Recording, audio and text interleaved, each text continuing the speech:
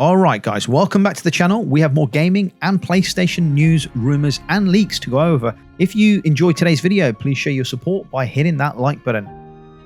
Could inFAMOUS make a comeback on PlayStation 5 or even the PlayStation 6? This classic PlayStation franchise that fans have been asking about for years is back in the gaming news. If you've been around since the PlayStation 3 days, you'll probably remember this electrifying series from SuckerPunch Productions, the same studio that brought us Ghost of Tsushima. In a recent interview, Nate Fox, the creative director at SuckerPunch, was asked about the possibility of bringing the inFAMOUS series back, especially now that Sony is deep into the PlayStation 5 generation. His answer was hopeful, but a little bit cautious too. Here's what he had to say. He goes on to say that I would love to work on more inFAMOUS. I would love to see a trilogy re-release, but SuckerPunch is a one game at a time shop, and right now we are focused on finishing Ghost of Yotei. So what does that mean exactly? Well, first of all, it's very clear that Nate Fox and probably a lot of the team at SuckerPunch still deeply care about the inFAMOUS universe. It's one of the studio's most iconic IPs, and fans have been calling for a remaster of the original trilogy for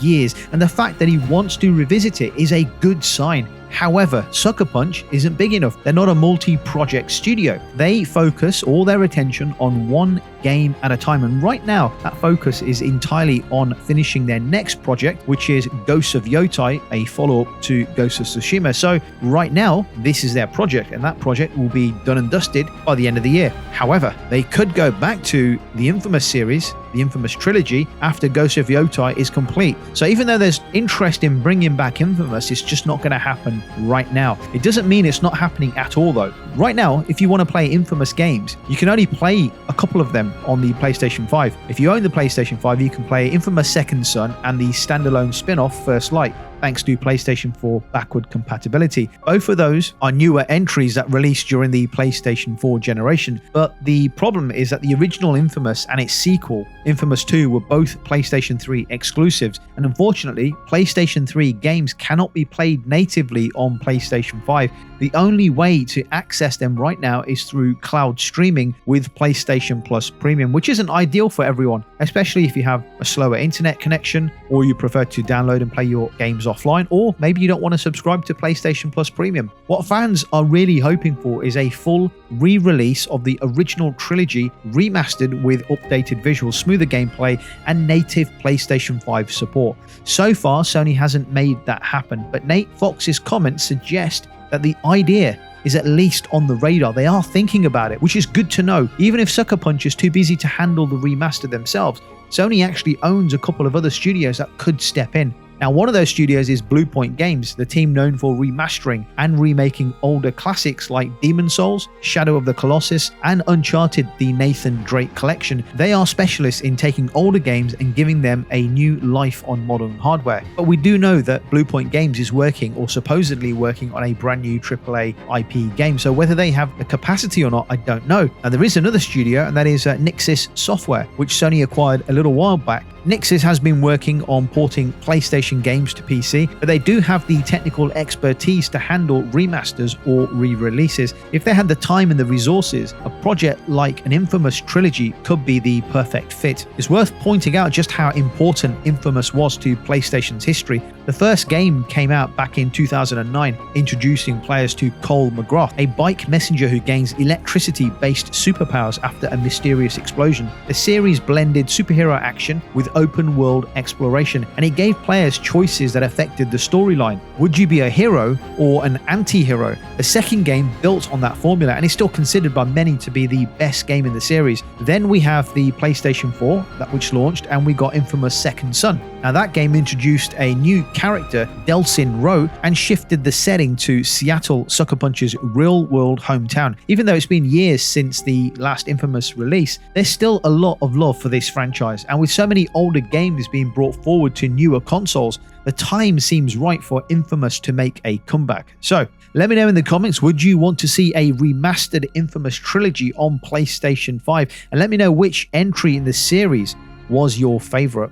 So let's move on and talk about Red Dead Redemption 2, a game that many still consider one of the best open world titles ever released, even though it came out back in 2018. With rumors floating around almost daily now about a possible next-gen update for the game, some players are wondering if ray tracing could be added to bring the visuals to the next level. Now, according to Digital Foundry, it's not that simple. Yes, Rockstar has already added ray tracing to Grand Theft Auto 5 on newer consoles and PC, which means on a technical level it is possible, but Red Dead Redemption 2 is built on a newer version of Rockstar's Rage engine, and the way it renders its world is very different from GTA 5. Red Dead Redemption 2 has far more natural landscapes, forests, mountains, grassy fields and so on, compared to the urban environments in GTA. There's less reflective material in Red Dead, think glass buildings and shiny cars that you have in GTA, so the benefits of ray trace reflections would be limited. Most of Red Dead's world is made up of earth tones, that's greens and browns, meaning subtle lighting changes from ray tracing might not be that noticeable to the average player. Instead of full ray tracing, Rockstar might choose to focus on specific features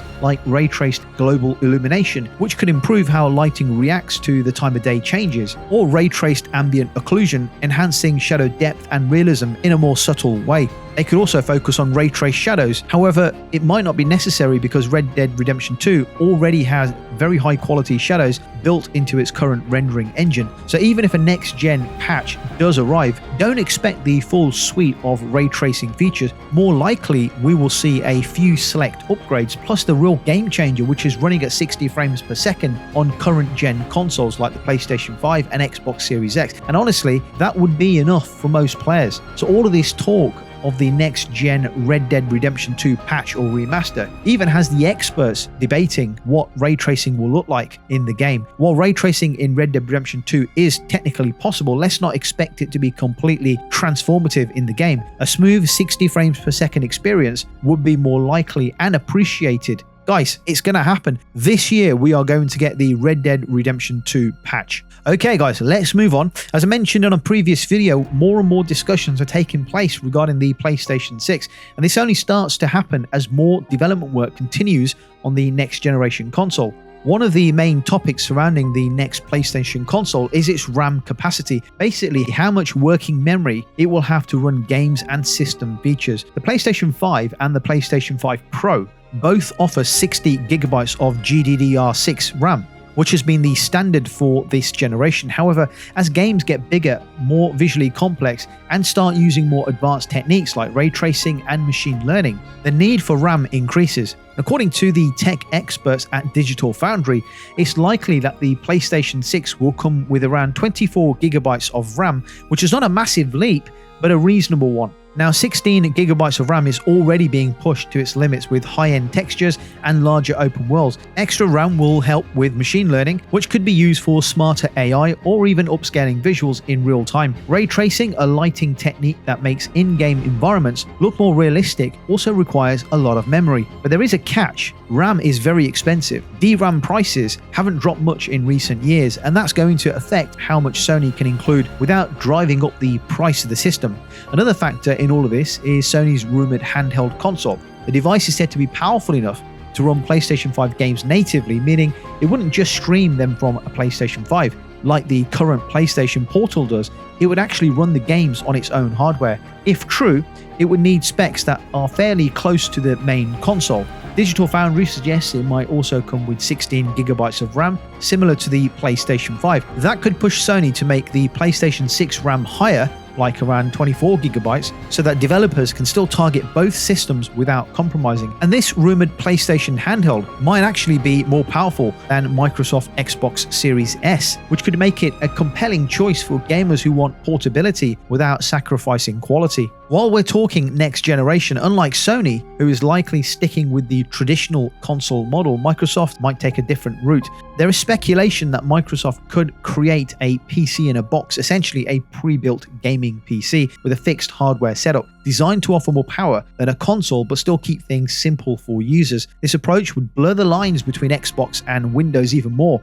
A premium system like this could easily have more RAM and a bigger processor than the PlayStation 6, but there is a trade-off. Digital Digital Foundry notes that Microsoft investigated this idea before and found that the costs could spiral out of control, making it harder to compete directly in the console space. Still, in the pre-built PC market, where prices are already higher than traditional consoles, this kind of system could find its niche, especially for players who want top-tier specs without building their own rig. So interesting to see how both Sony and Microsoft are going about the next generation of gaming in completely different ways. The PlayStation 6 will continue to innovate and will likely have RAM of around about 24GB give or take. Sony seems to be sticking to the traditional console, while Microsoft seems to be focusing more on a third-party manufactured PC. It's going to be a very interesting space, especially if Sony also introduces their PlayStation handheld, which can also run games natively from the device itself. Guys, let me know your thoughts in the comments about the content discussed today, and I'll catch you on the next video.